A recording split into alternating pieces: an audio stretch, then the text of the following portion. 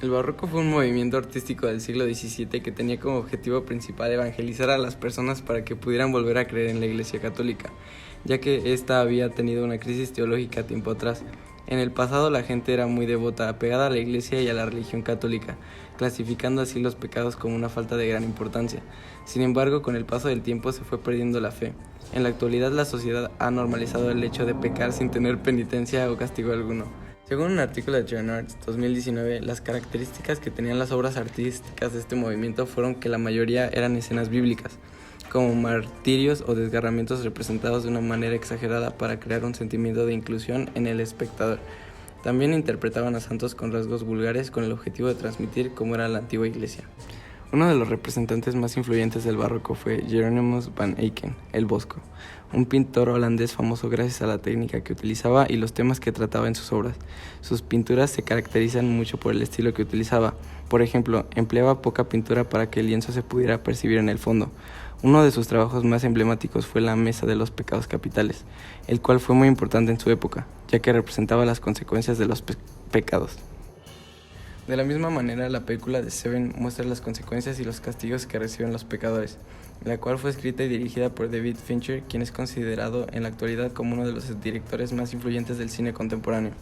Volviendo a la Mesa de los Pecados Capitales, la parte principal de este lienzo se encuentra en el círculo de mayor tamaño, en el cual son interpretados los 7 pecados capitales divididos en bloques: gula, avaricia, lujuria, pereza, soberbia, envidia e ira. Y en el centro una figura de Jesucristo con la frase en latín: cuidado, cuidado, Dios está mirando. Lo que nos da a entender que la Iglesia o el Señor Padre siempre se dará cuenta de los pecados y errores que cometemos, a pesar de que no nos percatemos de ello. En la película de David Fincher, Seven, también se puede observar la aplicación de estos castigos severos a 7 víctimas por cometer un pecado correspondiente. Por ejemplo, el caso de soberbia, en el cual una mujer es castigada con la desfiguración de su cara, pero se le brinda la oportunidad de pedir ayuda al dejarle un teléfono en su mano derecha y que así pueda salvarse o acabar con su propia miseria, suicidándose con los somníferos de su mano izquierda. Sin embargo, fue tanto su ego que prefirió la muerte antes que tener que vivir con el rostro desfigurado. Estas sanciones son hechas y aplicadas por un hombre llamado John Doe, quien afirma en la parte final de la película que él ha sido elegido por Dios para escarmentar a estos reincidentes y que así se arrepientan de sus actos. No obstante, ya que la sociedad está demasiado acostumbrada a cometer y ver estas culpas de manera común y cotidiana, llaman a esta punición un crimen muy grave y a John Doe lo consideran un loco. Innocent? Is that supposed to be funny? An obese man? A disgusting man who could barely stand up? A man who, if you saw him on the street, you'd point him out to your friends so that they could join you in mocking him? A man who, if you saw him while you were eating, you wouldn't be able to finish your meal? Las víctimas de los asesinatos no eran inocentes desde el punto de vista de Doe, por todos los actos que cometieron y se veían relacionados con los pecados capitales. El anterior es una muestra más de cómo las personas han normalizado el hacer el mal sin recibir corrección o castigo alguno.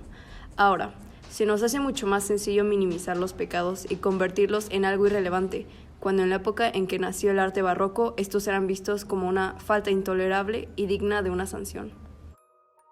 Lo que se busca en ambas obras es que la audiencia comprenda el verdadero impacto de los vicios y las penitencias que vienen de la mano al caer en ellos. Con el paso de los tiempos hemos incurrido más a cometer y caer en faltas sin tomar en cuenta las consecuencias detrás de nuestros actos. Esto va mucho más allá de cuestiones religiosas. Los pecados son, al final de todo, acciones que conllevan un daño a nosotros mismos y a los demás. Actos como los asesinatos y violaciones son cada vez más comunes y los castigos son menos severos. Para concluir, podemos ver cómo han cambiado los tiempos. Esto está reflejado en la obra y en la película que trata de temas de la época del barroco, todo con tenebrismo y muy oscuro. En ambas obras se imponen severos castigos de diferentes maneras a los que han hecho mal, ya que hoy en día es más común ver a la gente pecar sin que reciban castigo o penitencia alguna.